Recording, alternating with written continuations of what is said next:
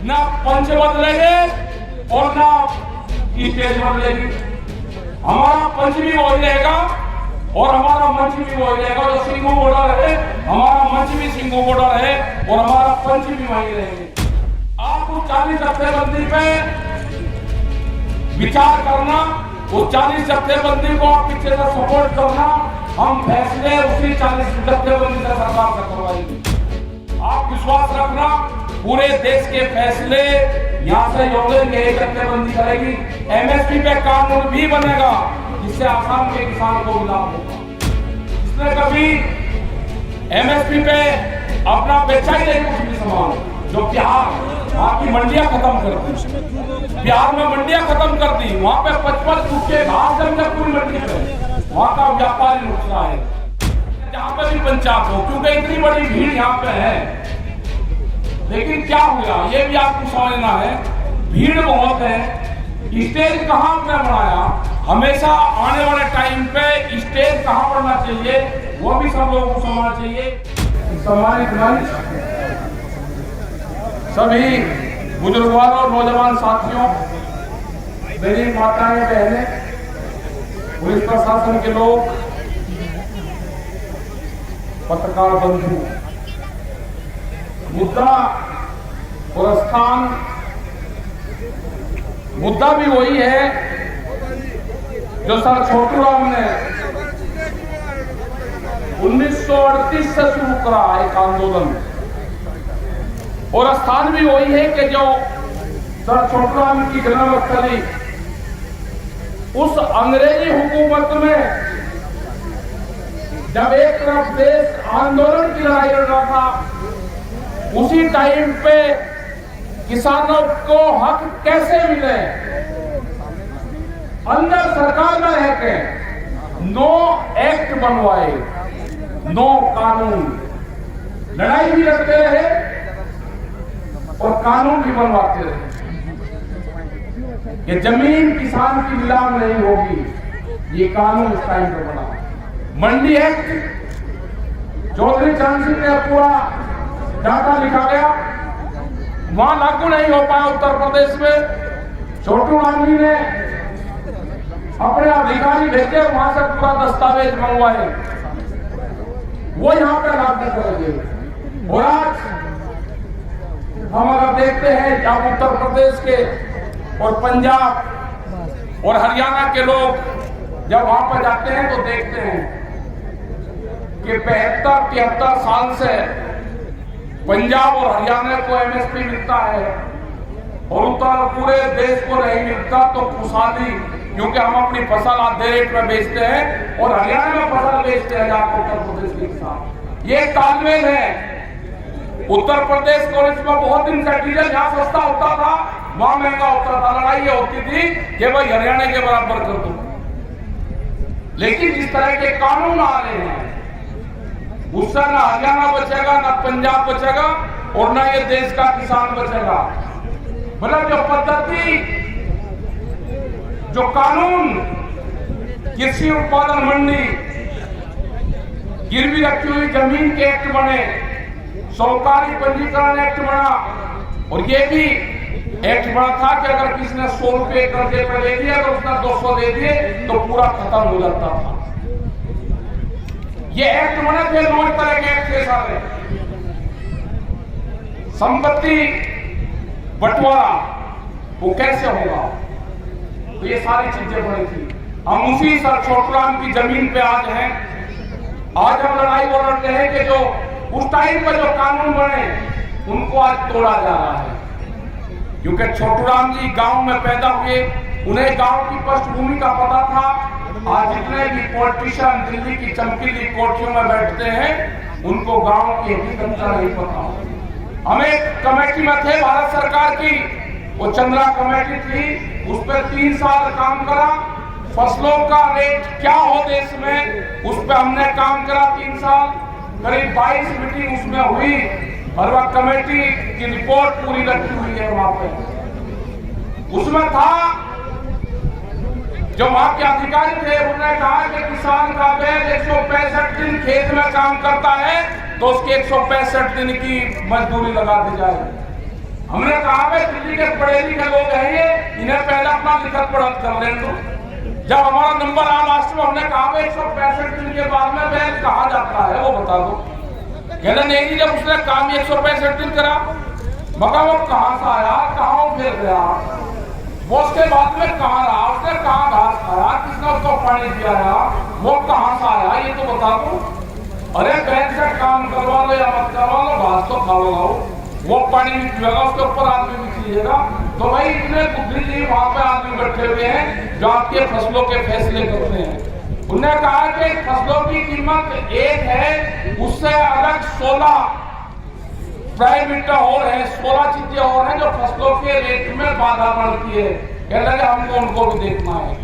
देश में कोई कृषि मंत्रालय नहीं है, यह भी किसानों को ज्ञान हो जाना चाहिए कि देश में कृषि मंत्रालय नहीं है, भारत सरकार में कृषि मंत्री नहीं है, न किसी स्टेट में देश की जनता को और किसान को धोखा दिया जा रहा है।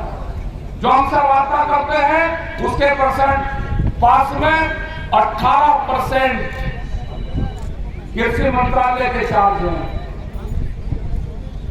उसके अलग और हैं विदेश मंत्रालय, fertiliser ministry, railway, science and technology, ये 17-18 विभाग है जो एग्रीकल्चर को देखते हैं। हमने भारत सरकार को कहा कि आप एग्रीकल्चर कैबिनेट का गठन करो। जब तक एग्रीकल्चर कैबिनेट का गठन नहीं होगा, जब तक कृषि पे अलग से बातचीत नहीं होगी, गांव और किसान का भला हो ही नहीं सकता। कोई जानकारी वहां पर दिल्ली में नहीं है।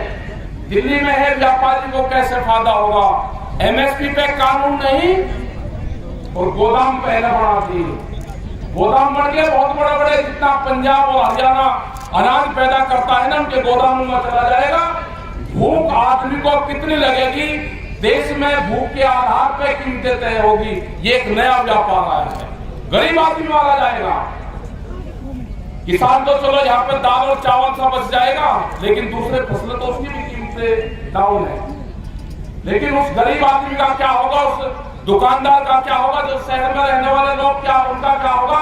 ये बाजरे का रेट 11 रुपया किलो बाजरा बिकता हो और शहर में 120 रुपये किलो का बाजरे का आटा बिकता हो, उसको नहीं पता। उसको ये पता है कि किसान मुझे महंगा देता है, लेकिन जो बीच का आदमी है उसको नहीं जानता बीच का आदमी कौन है। ये बीच का आदमी जो भूख पे व्यापार करता है, ये आदमी आपके बीच में आ गया। वो पहले व्यापार करते थे सोने का, उन्हें कहा कि सोना, हमारी जो महिलाएं हैं वो एक साल में 17 बार इस्तेमाल करती है सोना, अपने घर में रखती है। जब 30 त्योहार होता है, जब कोई फंक्शन शादी ब्याह होता है, तो उस टाइम पे हमारी माताएं बहनें सोने का इस्तेमाल करती है। 17 बार का डाटा है देश में। उन्हें कहा कि अनाज कितनी बार करता है, कि भूख 700 बार लगती है आदमी को। तो व्यापार भूख पे करो। नया ट्रेंड पूरी दुनिया में आया है कि भूख पे व्यापार होगा। और जब अनाज, जब रोटी तिजोरी में बंद हो जाएगी, कटीले तार जो दिल्ली के चारों तरफ लगे हैं, वे आपके गोदाम के चारों तरफ तो होंगे। बंदर जितना भी चलना है, अंदर से रोटी नहीं जा सकता। बंदर भी इस तरह के कटीले तार और किले लगाए हुए हैं, बंदर भी नहीं रोक हो सकता।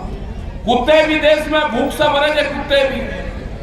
आदमी को तो छोड़ दो, जो जिसको दान करते हैं ना, वो कुत्ता भी देश में भूख से मरेगा। भूख का व्यापार, नया व्यापार दुनिया में ये नया ट्रेंड आया है, जिसका विरोध करना है पूर्ण रूप से। मैं यहाँ का जो पंजाब, हरियाणा, जितना भी दिल्ली के चारों तरफ का जो किसान उठ का आया है, ये एक नई बिरादरी आई है किसान। ये नई बिरादरी की गोली भरकर आपको आपस में इसको तोड़ने नहीं देना। आपको छोटे बड़े में बांटेंगे, आपको पंजाब हरियाणा में बांटेंगे, आपको 6-9-6 में बांटेंगे, आपको जाति और धर्म में बांटेंगे। इनसे बगल हट जाना। अब की बात, पहली बार पंजाब का सिख साथ में आया है, इसको छोड़ना नहीं। इससे मजबूत कौम नहीं मिली हमको भी बहुत दिन से तलाश थी कि पंजाब साथ में आ जाए तो हम क्रांति ला देंगे। अब की बार मिल गया, पंजाब साथ में मिला, इतनी मजबूत जत्थेबंदी साथ में मिली है, हम दान पुण्य कर सकते हैं। वो हमारे पास में ठियेबंदी नहीं थी, जो लंगर चलाने की व्यवस्था थी वो नहीं थी। हमने बहुत पंचायतें करी। टिकैत साहब भी कहते थे कि भूख हड़ताल से देश में कुछ नहीं होने वाला। उन्होंने कहा कि अपने भंडारे चलाओ, हम 1 दिन 2 दिन 10 दिन हर गांव का रोटी बनवा कर भंडार में दे सकते थे, लेकिन जो ठिएबंदी, जो बड़े बड़े टप भंडारे, जो लंगर चलाने की जो व्यवस्था थी, या हमारे साथ कभी नहीं बन पाई। अब का बहुत चीज सीखने को मिली हमको, और ये ऐसा गठबंधन बन गया, आपस में चिट्ठी पत्री दो, रिश्तेदारी में आना जाना करो, पंजाब और हरियाणा, उत्तर प्रदेश और राजस्थान। ये नई क्रांति जाएगा, ये पूरे देश के किसानों का भाग्य का फैसला ये धरने करेंगे। इसको सुचारू रूप से चलाते रहो, पंचायतें करते रहो, पूरे देश भर में हम पंचायतें करेंगे। हम जाएंगे, गुजरात में भी जाएंगे, महाराष्ट्र में भी हम जा रहे हैं, जहां पे हमारी पंचायत होनी है। लॉकडाउन हो गया 20 तारीख का, हमने दूसरी जगह रख दी, हमने पंचायत। अकोला में 20 तारीख की पंचायत थी, लॉकडाउन हो गया, हमने दूसरी जगह रख दी। पंचायत जरूर करेंगे, सब जगह पूरे देश में पंचायत करेंगे। हम जाएंगे, बंगाल में भी जाएंगे, बंगाल में भी बड़ी मीटिंग होगी, वहां की भी सरकार कुछ तंग कर रही किसानों को, तो भारत सरकार तंग कर रही, जाएंगे, बहाना किसी का होगा, पंचायत वहां पर भी करेंगे। दिक्कत ना बंदो, सारी जत्थेबंदी जाएगी, वहां पर भी पंचायत करेंगे। ये तो रेल चलवा दो, पंचायत सब जगह होगी, और इन्हीं पंचायतों से ये भारत सरकार फैसले करेगी। जिस तरह से हरियाणा का साथ मिला है पूरा, जिस तरह से पूरा हरियाणा जो यहाँ पर धरने चल रहे हैं उसका साथ दे रहे हो आप लोग, आप इसी तरह से साथ देते रहो, किसी छोटाई बड़ाई में मत जाना। हरियाणा के लोग बहुत क्रांतिकारी हैं, वो आपस में भी उतने क्रांतिकारी चल रहे हैं। आप लड़ने का काम आपस में मत करना, नहीं तो ये किसान बट जाएगा। आपको जो कुछ करना उसके बाद में कर लेना। हमने बार-बार कहा है, न पंच बदलेंगे और न स्टेज बदलेगी। हमारा पंच भी वही रहेगा और हमारा मंच भी वही रहेगा। जो सिंगू बॉर्डर है, हमारा मंच भी सिंगू बॉर्डर है और हमारा पंच भी वही रहेंगे। हमारे 40 जत्थेबंदी है। आप उस 40 जत्थेबंदी पे विचार करना, उस 40 जत्थेबंदी को आप पीछे से सपोर्ट करना। हम फैसले उसी 40 जत्थेबंदी से सरकार से करवाएंगे। आप विश्वास रखना, पूरे देश के फैसले यहाँ से होंगे, यही जत्थेबंदी करेगी। एमएसपी पे कानून भी बनेगा, जिससे आसाम के किसान को भी लाभ होगा। जिसने कभी एमएसपी पे अपना बेचा ही नहीं कुछ भी सामान, जो बिहार वहां की मंडियां खत्म कर दी, बिहार में मंडियां खत्म कर दी, वहां पे 55 फुट के घास जमने पूरी मंडी पे, वहां का व्यापारी नुकसान है।